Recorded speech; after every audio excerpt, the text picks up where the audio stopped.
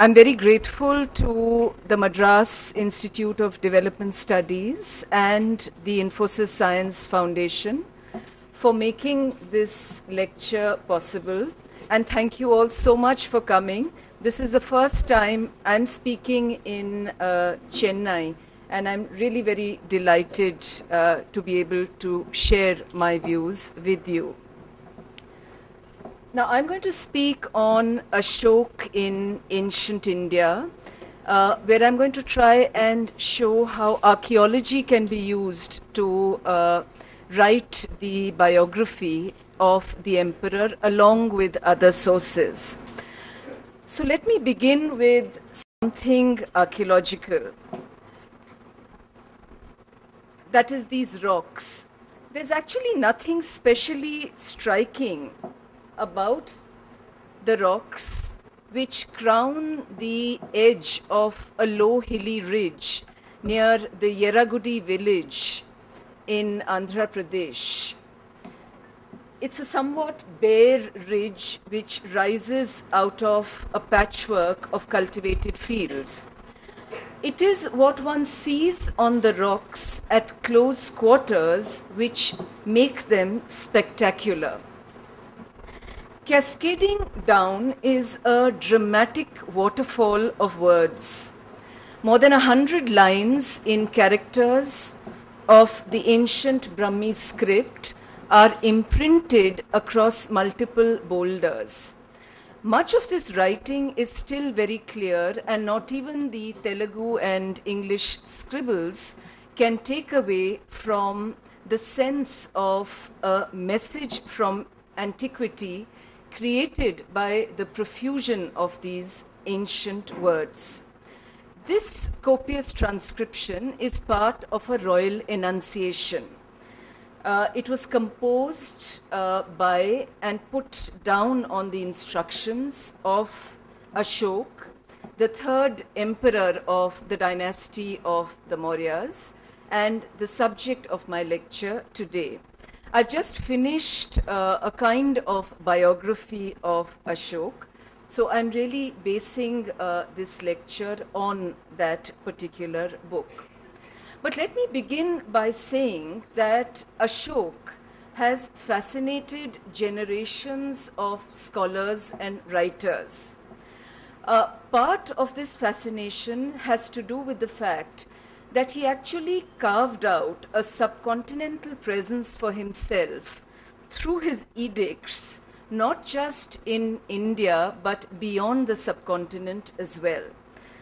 From Kandahar in Afghanistan to Rajula Mandagiri in Andhra, and from the Dhauli rock of Orissa to Junagadh, where in this building you have the Girnar rock edict which is housed. Part of the fascination with Ashoka also has to do with the fact that I think we are all drawn to thinkers and political leaders who influence the lives of many people, as Ashoka did. Along with this, of course, is Ashoka's own keenness not to appear as imperious, but as a flesh and blood emperor. An ancient sovereign who took responsibility for a politically reprehensible action, that is the killing and the carnage that followed the war of Kalinga. He seems actually less of a political figure and more as somebody who is a strikingly self-reflexive individual.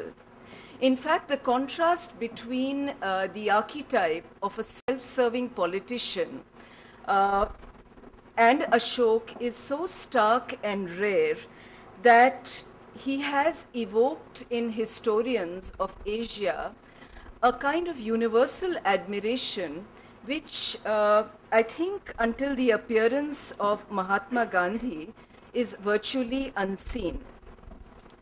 Adding to the charm and excitement around this emperor, is also the way in which he emerged out of very unexpected discoveries and decipherments.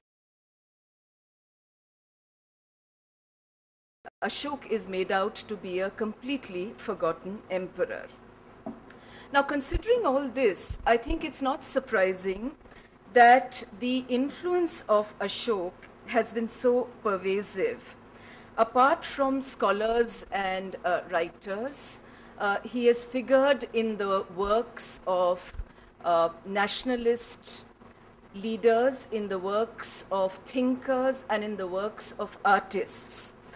Rabindranath Tagore, for example, made the connection between modern India and Ashoka as a kind of political fountainhead for the national movement very, very clearly when he noted, I quote, "Countless great kingdoms of countless great monarchs have suffered devastation and have been razed to dust.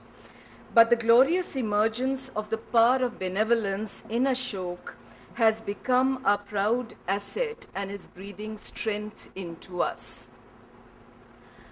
Similarly, the affinity that Nehru felt for Ashoka, movingly articulated in the discovery of India, also bears out this kind of connection.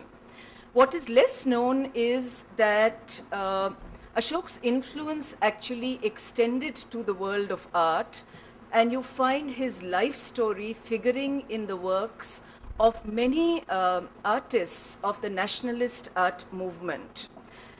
Those representations, incidentally, are based on ancient Buddhist chronicles, not on what we know about Ashoka from his edicts. And to begin with, in those representations, it was the women in Ashoka's life who figured very prominently. So, for example, Abanindranath Tagore painted Tishya Rakshita. It shows the queen facing the Bodhi tree. And, her gaze reminds us of the Mahavansa's allusion to Tishya Rakshita having caused the Bodhi tree to perish. Similarly, Sanghamitra, in this sketch of Nandalal Bose, is shown carrying the Bodhi tree. And again, this is based on the Pali Chronicle, the description there that she was actually the protector of the Bodhi tree sapling on its journey to Sri Lanka. The historical Ashoka comes to figure in Indian art much later, and of all his representations, my most favorite is this. This was done by the famous Bengal sculptor Meera Mukherjee. It is called Ashoka at Kalinga. It's nearly 8 feet tall. The volume and the power suggested by its height tells you something about how great the sovereign was. But the fact that he's a transformed sovereign is evident from the fact that the sword of Kalinga is turned down. And of course, there is this anguish and angst all over the face of Ashoka. Now, considering this fascination with this Mauryan emperor and the great deal that has been written on him, my sense when I began writing this book was that it would be relatively easy. But what I have found is that actually writing a biography of Ashoka is hugely challenging. This is because of a very simple reason. And that is that large chunks of the life of Ashoka only figure in accounts that were put together many centuries after his death.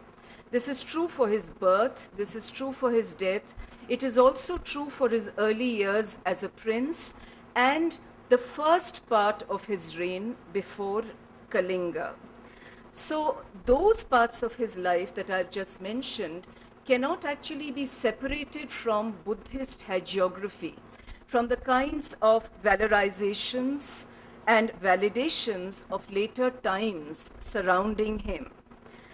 The difficulty I mentioned, incidentally, is not specific to Ashoka. This is true of many other ancient lives.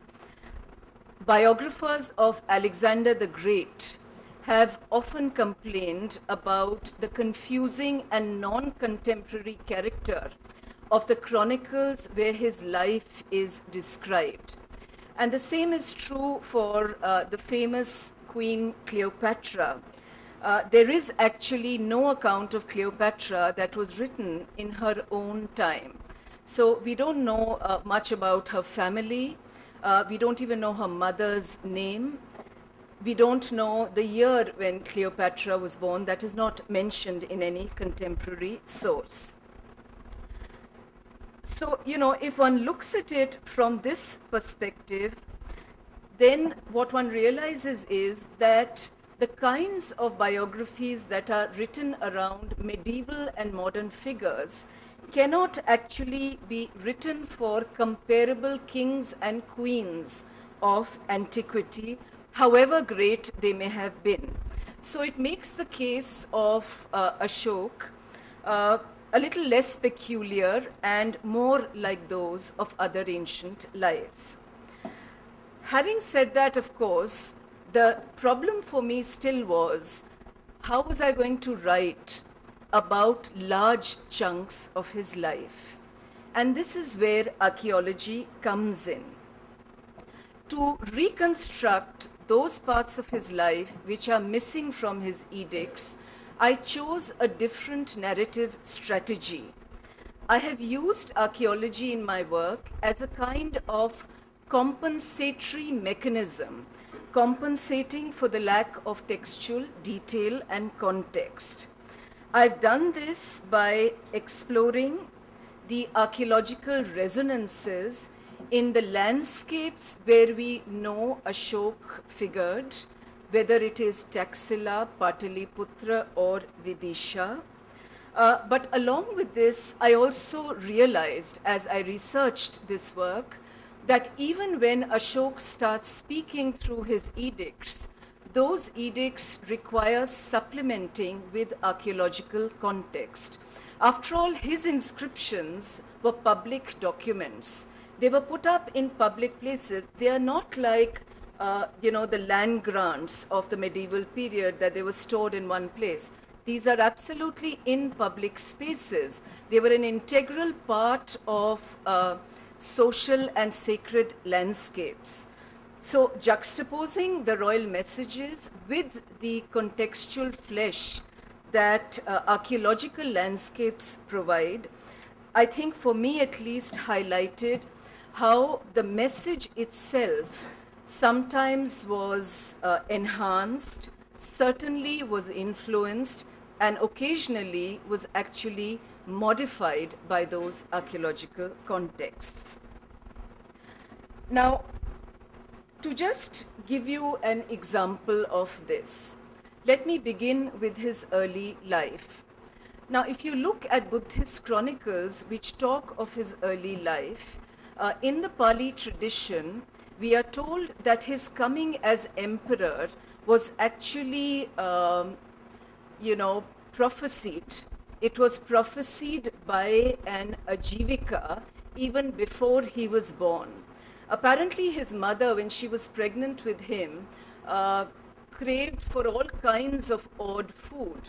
And her husband, King Bindusar, was actually very worried about this. He called all kinds of religious men, and eventually it was an Ajivika.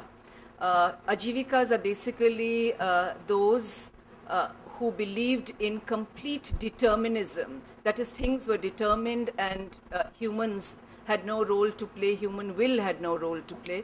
But it was an Ajivika who actually is supposed to have predicted the birth of Ashoka. This kind of prediction can also be seen in the northern Buddhist tradition. For example, in the Ashoka Avadana, there are two places where this is predicted. One, in the previous life of Ashoka, where the Buddha predicts that the child he has seen in Rajagriha will in a later life become an emperor who will rule Jambudvip. And The second prediction is in the historical life of Ashoka, where in Pataliputra, an Ajivika is asked to examine all the royal children, and he actually, after looking at them, comes to the conclusion that it is Ashoka who will actually inherit the throne. He was, after all, not the eldest son of his father. So all these predictions in that sense are important in terms of the texts which are written around him. Now, if you look at these predictions, there is something that archaeology can contribute in understanding whether the traditions have been put in a way that people would believe them. Now, on the question of Ajivikas, Ashoka had a very close association with them. He donated caves in the Barabar hills near Gaya to the Ajivikas. These are no ordinary caves.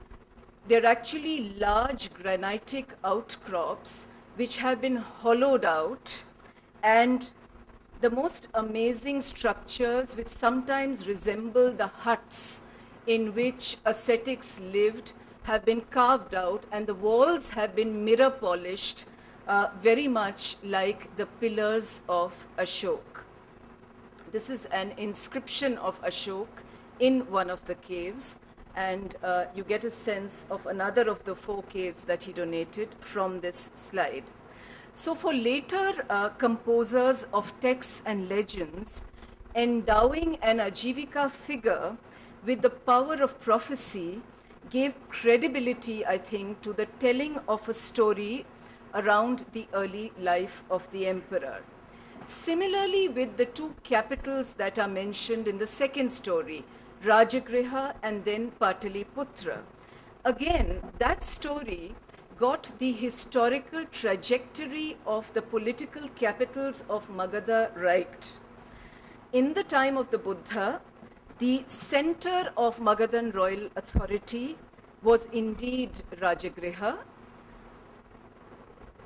while after the Buddha, Pataliputra became the capital city, and it continued to be so under Maurya rulers. Again, in ancient narrations of Ashoka's life, romantic passion appears for the first time when the Pataliputra prince was sent to Malwa. And the telling of this story actually intersects with him falling in love with a young woman, Devi, who is known to history as a Buddhist. The romance began in Vidisha. Soon enough, Ashoka married her, and he then moved to Ujjaini. Now, actually, there's a geographical logic in the textual references, because Vidisha does in fact fall on the way to Ujjaini. Moreover, in the text, it is described as a nagaram, a characterization which matches what we know about Ujjain, about Vidisha in Mauryan times. Archaeology has shown that Vidisha was an important commercial center and was likely, therefore, to have been quite integral to the larger scheme of Mauryan administration. Similarly, that Devi and Ashoka actually resided in Ujjaini is supported by local traditions. The largest stupa on the suburbs of Ujjaini is supposed to be one that Ashoka built for Devi. It's called the Kanipura stupa, and it's also called Vaishya Tekri because Devi was the daughter of a merchant, which means that, he belonged to the Vaishya Varna. The area of Ujjaini actually remained special for Ashoka. Not far from this city, in the mounds of Sodang, part of an Ashokan pillar was found. It's a very poor reproduction of the pillar capital, but that's the best I could get on a dark day in the museum at Ujjain. Of course, it is the reproductive outcome of this relationship which is central to the story. the fact that, as the Sri Lankan chronicles mention, Devi became the mother of Mahinda and Sanghamitta. Now, Mahinda is the one who was crucial in converting Devanampiya and Sanghamitta carried the Bodhi sapling to Sri Lanka, and both of them have after this a very strong association with that land. Ashoka himself, of course, on his way to becoming an emperor, moved to Pataliputra, and presumably his children also moved with him. Now, much of ancient Pataliputra is buried under modern Patna, but on the outskirts of Patna, there are many markers associated with Ashoka, especially at Kumrahar, where there was a pillared hall that was discovered in the early part of the 20th century, made out of 80 monoliths. One of the monoliths you can see here, and part of other monoliths are on this slide as well. This is an artist's impression of what the Kumrahar hall would have been like. Now, those who believe that Ashoka actually facilitated the meeting of a Buddhist council have argued that this council was likely to have been held here. There are actually no inscriptions, no indicators that tell us what the hall was used for. But since Ashoka only spent large sums of money on religious buildings, this pillared hall at Pataliputra was also likely to have been used by people of religion. Thinking of the religious structures that Ashoka built, one of the obvious ones which comes to mind is the Sanchi Stup. The core of the Sanchi Stup is Mauryan. It is also likely to have been the place where Mahinda came to meet his mother Devi before he went to Sri Lanka. In the Buddhist chronicles, this place is described as the lovely Vihara Vedisha Giri. Giri would mean a hill, and therefore it would mean that this is where the monk's son and his companions were brought by the mother. But coming back to Emperor Ashoka, within a few years he marched to conquer Kalinga. And it is after the carnage there that Ashoka became his own Sutradhar. The victorious king, in his 13th rock edict, tells a tale of death and decimation entirely against himself, damning his actions in the very hour which every conquering general of that period in history, regardless of context, country and culture, would have actually proclaimed as a triumph. This is not just rare, it is astonishing enough to be completely bewildering. A long litany of kings after Ashoka mentioned all their military victories in great detail. But here you have Ashoka, who in the one and only account that he gives of a military victory actually records it in a way where he overturns the norms of state propaganda on their head. The triumph is recorded as a disaster.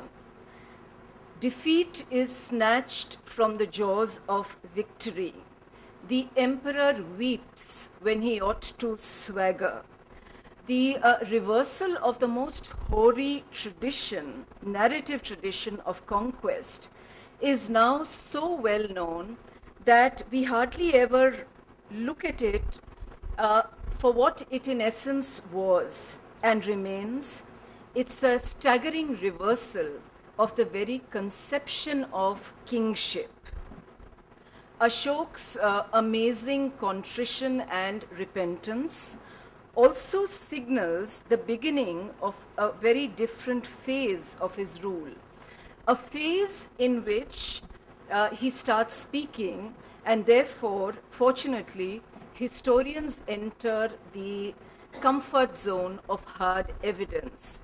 It is from this time onwards that archaeology and epigraphs complement each other in a much more direct and remarkable way. This brings up another issue, which is that of Ashoka as the ruler of a large empire. The vast realm he ruled is palpable from this map and from the geographical spread of his edicts. If the idea of a political state which covers large parts of the Indian subcontinent is central to the idea of what India is, this idea actually shines through the voice of Ashoka in the time of the Mauryas. What is striking is that multiple copies of the same inscription, that is one message, are inscribed in many places. So Ashoka was not just seeking out large numbers of people. He was not just anxious that a lot of people listened to his messages, but in this reaching out, it was of special importance to him to speak in the same voice across the land that he ruled. It's an extraordinary exercise in public communication. You find his edicts all the way from Berat in Rajasthan to Udaigolam in Karnataka. It's of course another matter that his message would have been understood differently depending on where it was inscribed and the relationship of the Mauryan state to those places. But I think the idea of a ruler communicating in one voice across India is very clearly enshrined in these edicts. Not only that, the idea that Ashoka's subjects, the people he ruled, were part of an empire that embraced large parts of India was propagated through his edicts. His messages actually were an unprecedented overture in making his subjects get a sense of the territorial length and breadth of the kingdom to which they belonged and the larger world of contemporary rulers that formed part of Ashoka's sphere of interaction. So how did Ashoka do this? Now, wherever his major rock edicts are found, and some of his rock edicts come from Sopara in Maharashtra, the names of the polities that existed on his borderlands are mentioned. Names like the Cholas, the Pandyas, the Keral Putras, the Yona king Antiochus, and others. These were recited to people whenever they listened to the message of the edicts. So, for example, Ashoka's subjects at Yeraguddi, they were likely to have known about those polities which were to their south, places dominated by the Cholas and the Keral Putras. Those realms, after all, had commercial contacts with Andhra and beyond. And in fact, many of the beads that Professor Rajan has discovered in his excavations in Tamil Nadu at Kodumanal would obviously have come to Andhra from sites like this. However, people at Yeraguddi now also learned of rulers thousands of kilometers to the north and the northwest. Now, whether Ashoka, by invoking the names of his border states, deliberately intended to convey this, we really don't know. But I think surely such references convey to us a sense that this message of the king, while it forms part of the cultural landscape of Andhra, or for that matter of Uttarakhand or Gujarat, it would also have made people feel that they actually belonged to an empire whose writ was recognized across the Indian subcontinent. Not only that, Ashoka actually introduced very unusual ways of transacting state business. Today there's so much talk of soft diplomacy, and he's actually the pioneer of that, because instead of sending military missions to his neighbors, he got medical missions dispatched, and hospitals were set up not just for people but for animals. Trees were planted along roads, not just for people but also for pack animals, and so on and so forth. Similarly, if you look at some of his decrees, he tells his reporters that anything related to his people must actually be reported to him at any time or place. And he specifically mentions the haram, and he mentions that he can be disturbed by reporters when he was eating. The language used in this decree is so vividly personal that one is tempted to imagine that the king's meals and his lovemaking being interrupted in this way. Of course, the reality is likely to have been less colorful, but the point I'm trying to make is that people who heard this part of his message would have seen this as a new kind of political culture, one that was based on the accessibility of the emperor at all times. Having said that, of course, I also want to mention that not everything that Ashoka decrees in his edicts was followed by his subjects. Just as today, a great deal of what governments stipulate remain paper provisions, in Ashoka's realm too, epigraphic announcements were listened to by lots of people even while they continued to live their lives as before. To give you just one example of this, Ashoka in his messages presented himself as a protector of animals, of birds, even of fish. And he mentions a number of measures that he undertook to reduce their suffering and their slaughter. Now, this is wonderful when it comes to looking at it as environmental legislation. But on the other hand, there is actually no reduction in the killing and the consumption of animal meat in Mauryan times.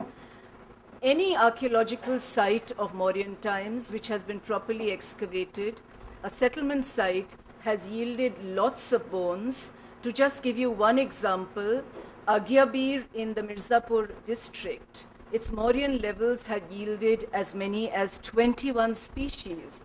And many of these animals are actually very young, below the age of 2. So they've been culled out in a way that goes completely against Ashoka's prescriptions.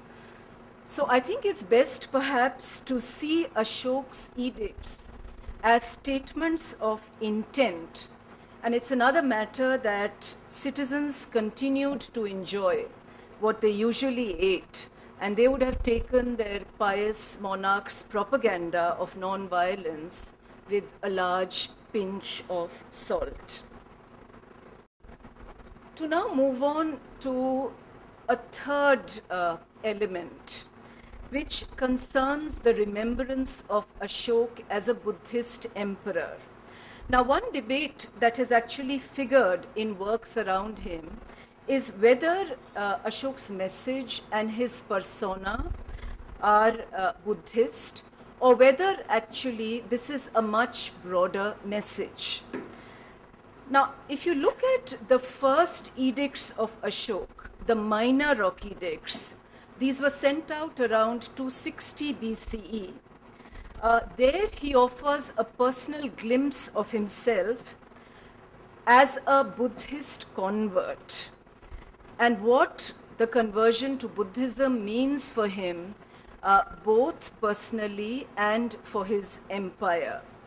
So this first message of Ashoka would certainly have been understood by his subjects as being a Buddhist one. In fact, very precise instructions were given by him in this message about how he wanted it to be disseminated. And as a result of that, if you look here at the minor rock edicts, the small blue squares, you would realize that these minor rock edicts were put up in multiple places. They've been discovered in 17 different places, right from Delhi, Rajasthan, to Madhya Pradesh, Uttar Pradesh, Karnataka, and Andhra. So in this very large tract of territory, there would have been no doubt in the minds of people that the king was actually publicly communicating as a Buddhist. And, you know, we are looking really at a very wide geographical canvas where he would have been understood as being a Buddhist monarch. Now, when you look at, you know, these places as dots on a map, several of them, you know, you don't get a scale about how close they can be to each other. So I want to give you one example of 3 edicts in Karnataka. These are the edicts of Brahmagiri, Siddhapura, and Jatingarameshwara. They are in this patch here. This is Jatingarameshwara, this is Siddhapura, and this is Brahmagiri. They look very different when you see them on the ground. The Brahmagiri edict is in the shelter that you see in the immediate foreground. The Siddhapura edict is on the low range in the middle, and the Jatingarameshwara edict is on the high hill in the background. Now, there are many stunning landscapes in this part of Karnataka.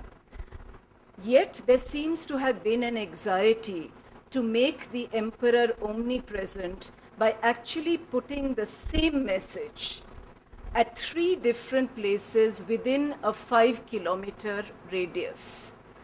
From Brahmagiri, both Siddhapura and Jatingarameshwara can be seen, and likewise from both places.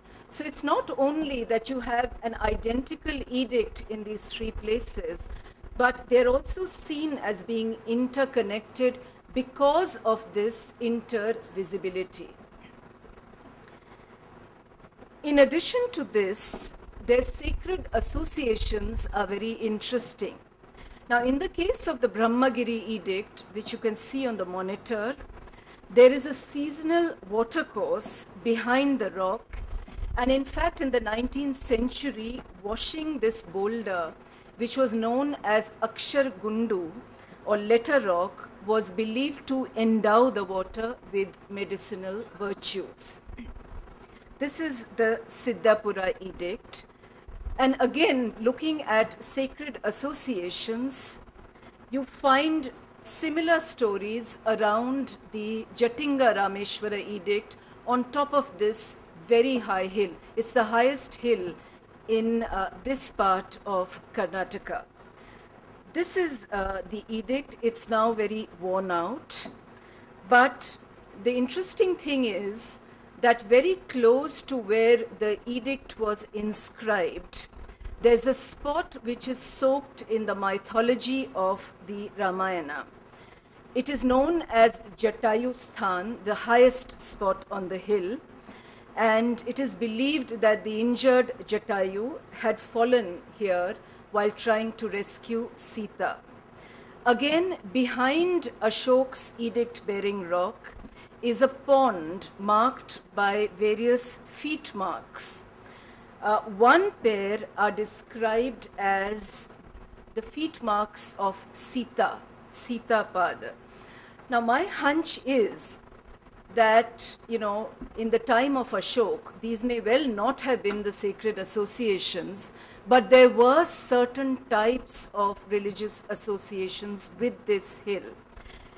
And the action of inscribing the king's words here would have been because the local Mauryan functionary would have had expectations of garnering the pre-existing sacred importance of the spot. So for that reason, the effort involved in actually getting an edict inscribed right on top of a very high hill was probably thought well worth it by the Mauryan administration. In any case, in all areas which bear minor rock edicts, as I said, Ashok's message would have been seen as being propelled by his Buddhist faith.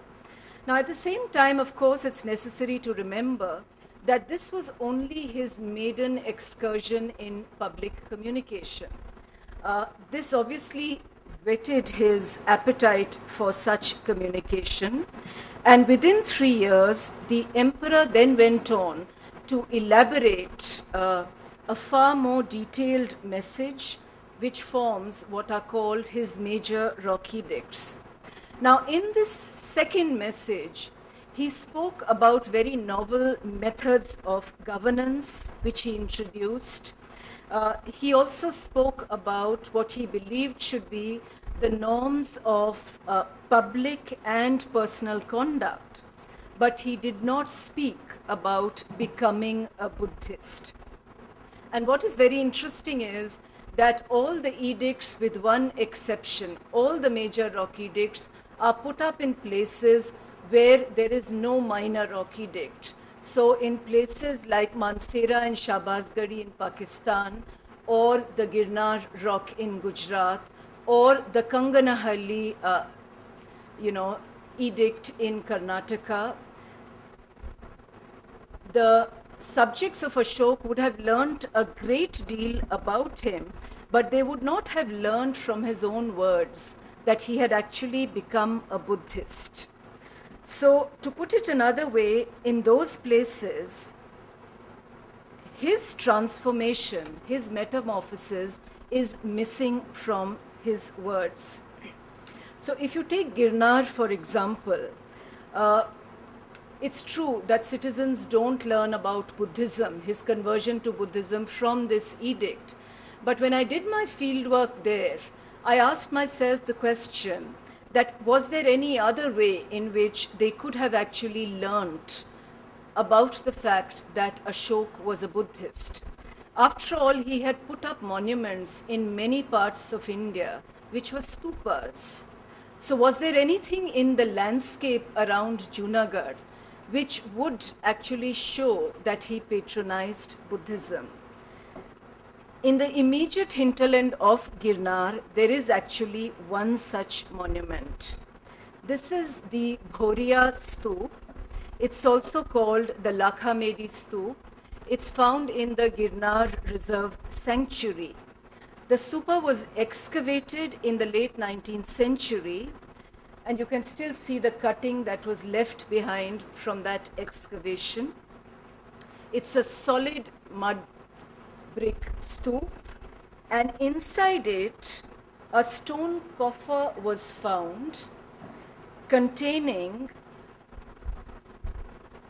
these relic boxes. The little golden relic box actually contained precious and semi-precious stones and part of a bone relic. So it's likely that this stupa was built on the instructions of Ashoka.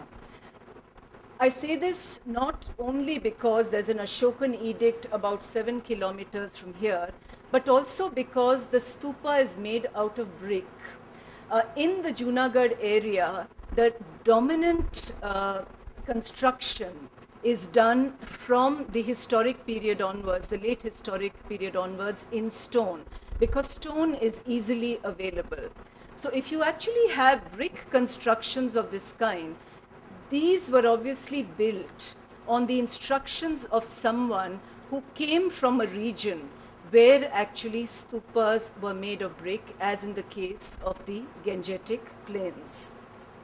So the point is that even though Ashok's early edict is missing in Girnar, where he spoke about his zeal for Buddhism, if he had indeed, and I believe he did, provide patronage to Buddhist monks and nuns in and around Junagadh, the emperor's attachment to Buddhism would have been common knowledge.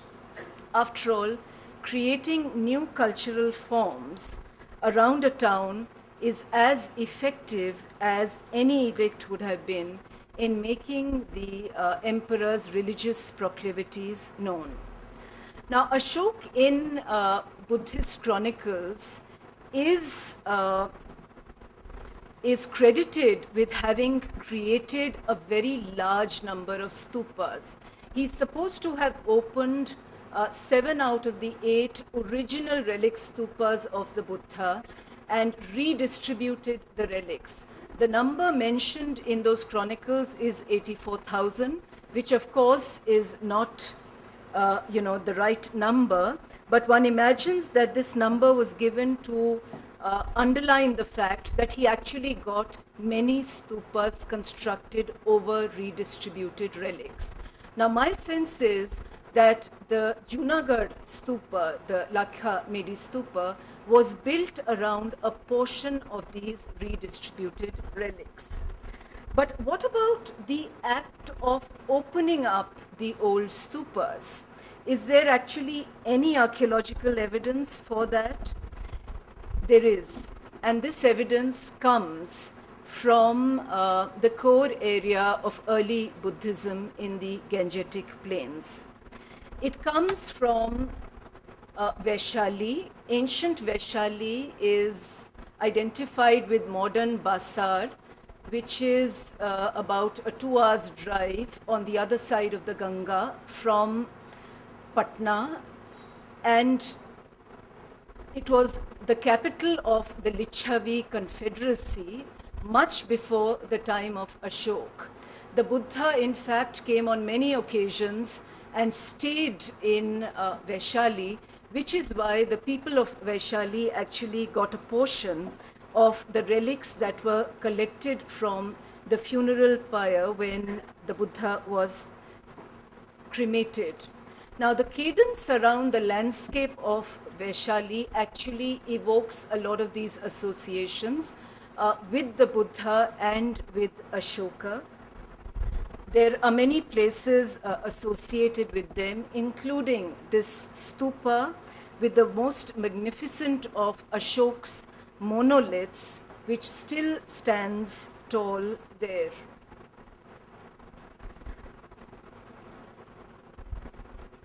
But what is the oldest part of the religious landscape of Licchavi is this relic stupa. It was in this relic stupa, in the mud stupa that you see in the middle, that a portion of the Buddha's relics were interred after his death. And the brick constructions that you see outside, and some are even later. Now, it is this kind of relic-bearing stupa which was opened up on Ashoka's orders. In fact, excavations at this relic stupa have confirmed that it was dug into. An intentional breach was made in order to reach the relic, that a relic casket was found. This is from the excavation report. You can very clearly see here that an intentional breach has been made, and this is where the relic casket is. Now, hypothetically speaking, when I read the report, I felt that there were many possibilities that one could consider about how the stupa was breached. There could be mischief done by a group of miscreants, or it could be deliberate desecration by a rival religious group. But in either case, there is no reason then why the relic casket should not have been smashed. And the casket, incidentally, is intact. In fact, it was once again, as we saw, reinterred inside the stupa. So a little reflection shows that in this case, the hypothesis that the breach was caused in order to remove a portion of the relics appears to be the most valid explanation. In literature, it was Emperor Ashoka who ordered this to be done. And in fact, the beginning of the proliferation of stupas outside North India was a result of this innovation.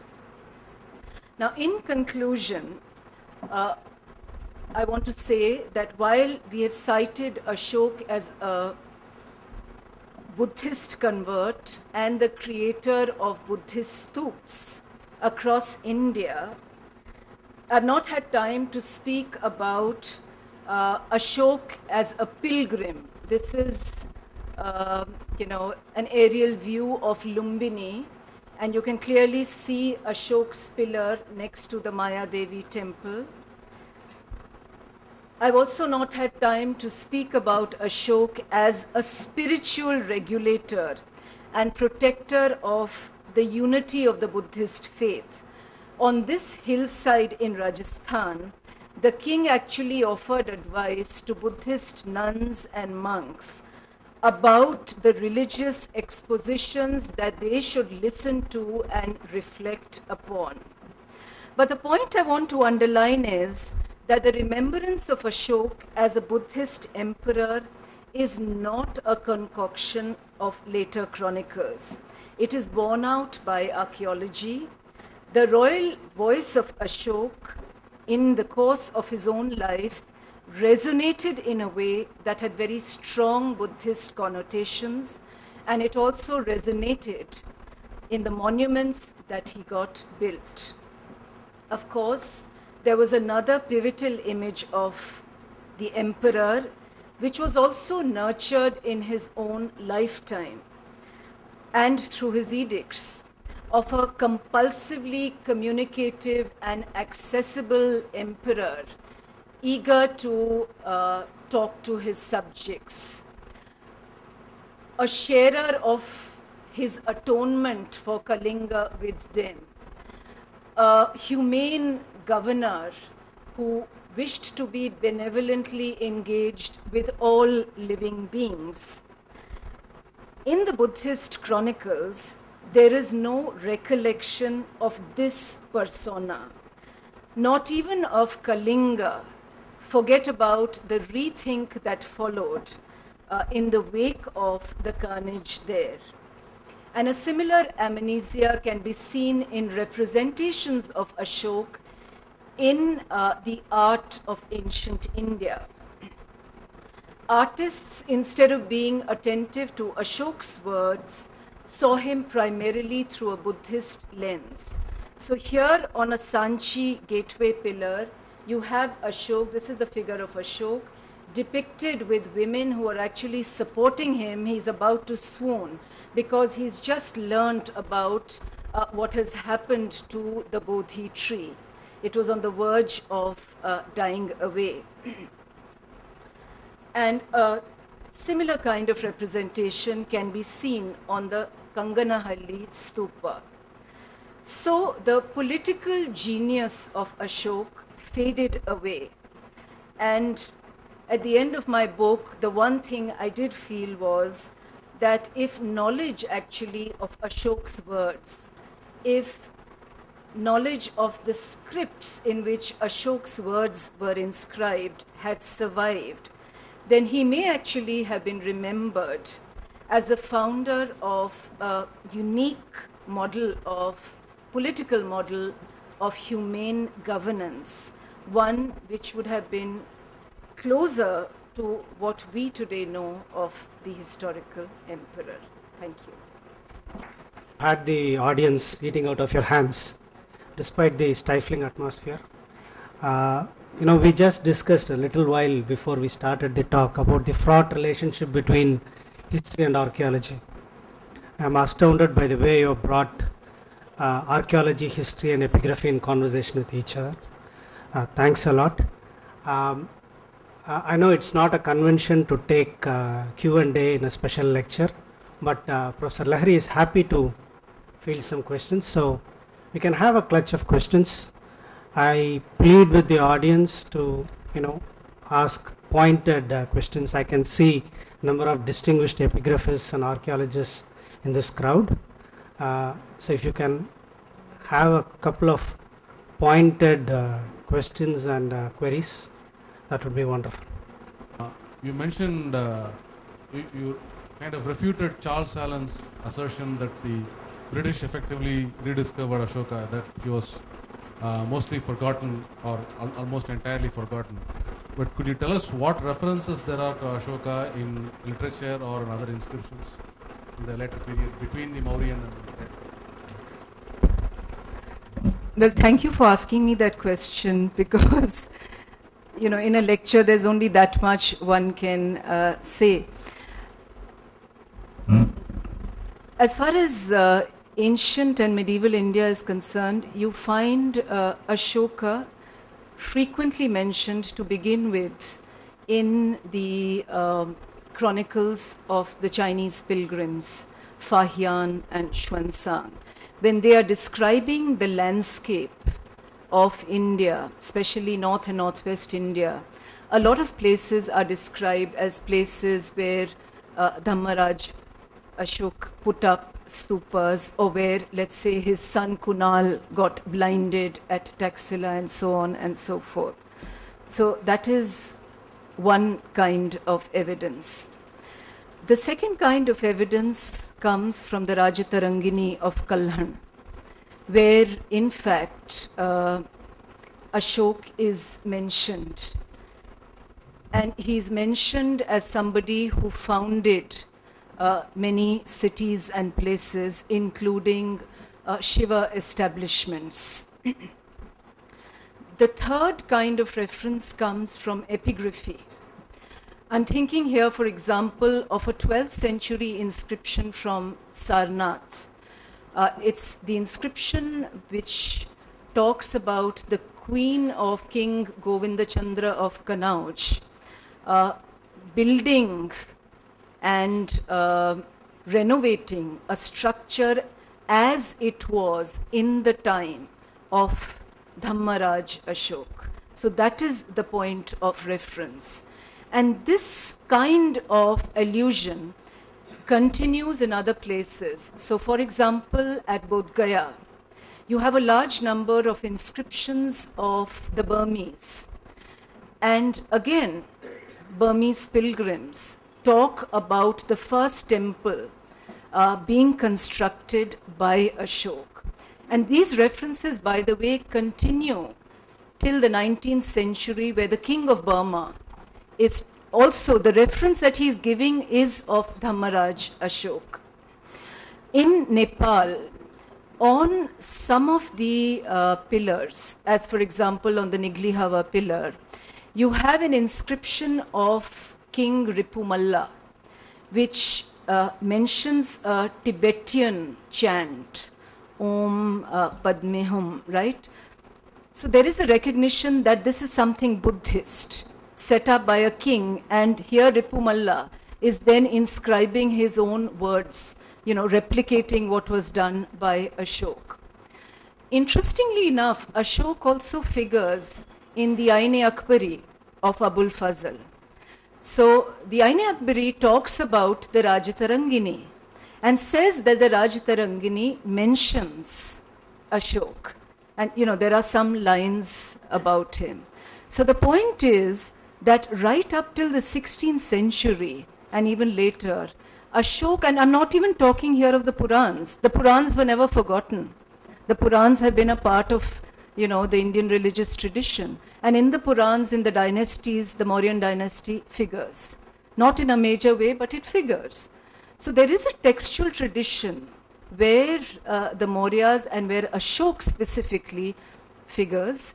And therefore to say that he was a completely forgotten emperor is, I think, tweaking the truth, a little bit. Madam, my first question is, even in your PowerPoint projection, there is a saying in the words of Nehru as Ashoka and even Ashokan, and you have been repeatedly saying as Ashok. I want to know the reason behind it. Secondly, Last week I came to know through the papers, even the birth of Buddha was advanced by 3 centuries, meaning 6th century BC. He has preached the religion against Vedic religions, keeping aside the concept of God. And it is a way of life only. In such case, you said in your course of your speech some divine attributions even for the birth of Ashoka. Whether it has got any relevance to that if the preachings of Buddha was followed by the people. Ashoka is the way, it could be Ashok, it could be Ashoka, the way in which in the south it is Rama, whereas in the north it is Rama, right? So that's a difference I think we should allow within the diversity of our own nation state.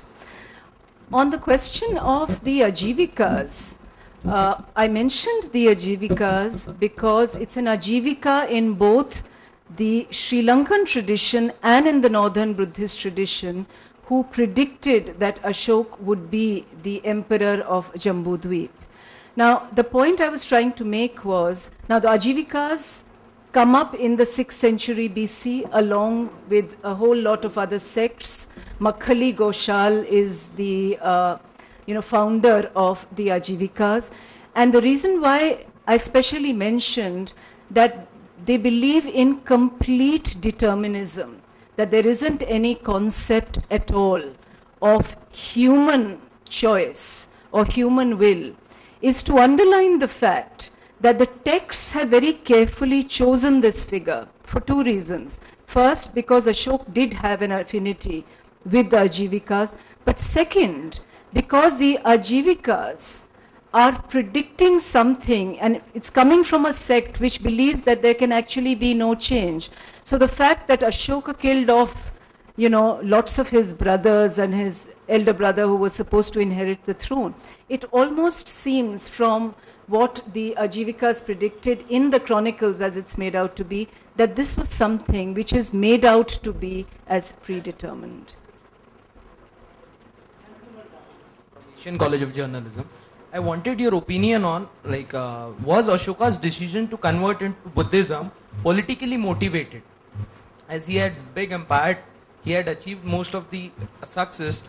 So to control the empire, now he wanted to convert to Buddhism, as he didn't discard his army altogether after converting to Buddhism. I think that's one point of view that many historians have put forward. But if that was so, why would Ashok get the carnage of Kalinga inscribed in such a vivid way?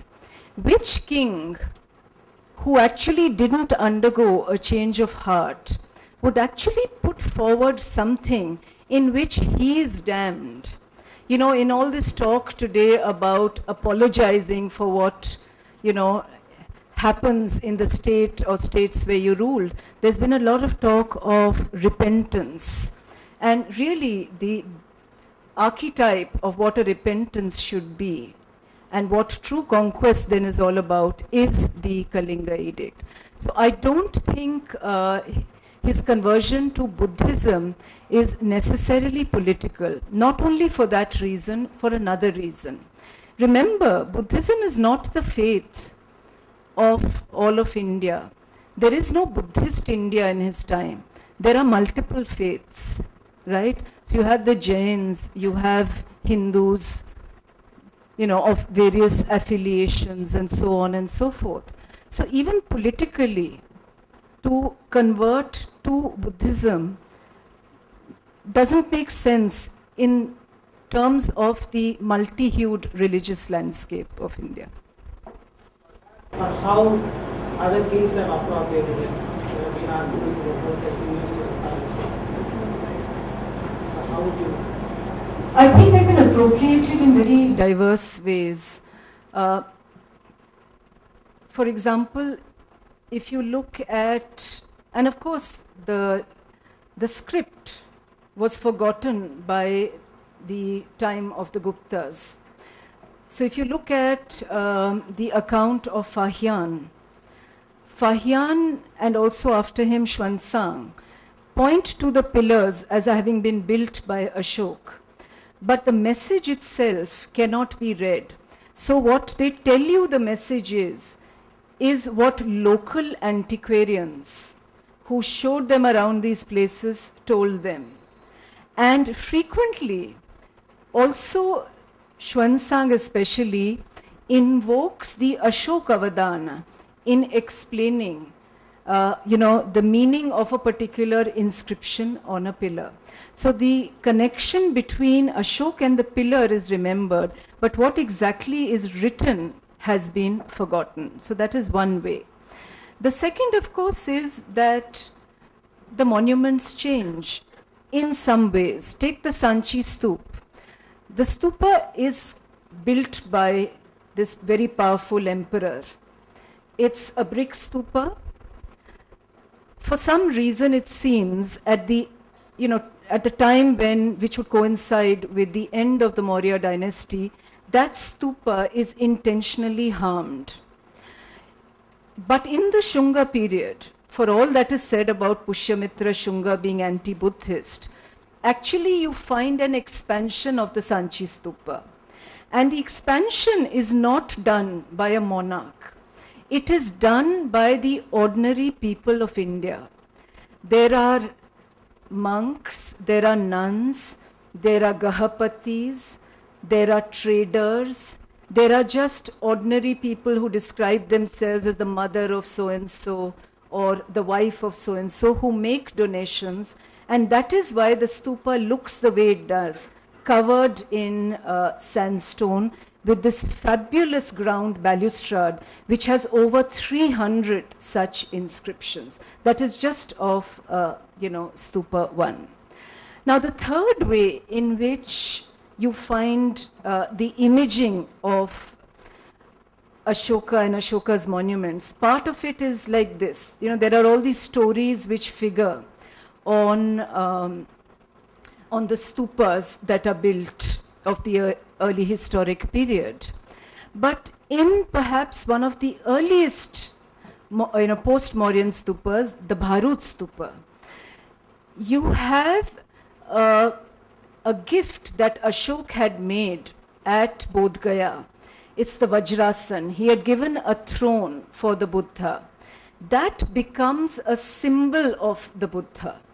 So the Buddha is not shown in his human form in early depictions. So he's shown in terms of, the dream of Maya, in terms of the construction of stupas, and in many other ways. And one constantly recurring way is through this gift of Ashoka. But Ashoka himself is not depicted at Bharut. Ashoka is first depicted on the Sanchi stupa. Now, apart from the depictions of him at Sanchi, there are three depictions. You also have the pillars, which are depicted in sculpture at many places. And even later pillars that are made, they are different, but the form, this pillar with a capital in which sometimes the lions, figure prominently, that does evoke Ashoka. Thanks, Professor Lahiri, for a fantastic evening. So it's my duty to propose a formal vote of thanks. Of course, first thanks go to Infosys Science Foundation for choosing MIDS to have this event. It has been a fantastic evening. First thanks to Infosys Science Foundation.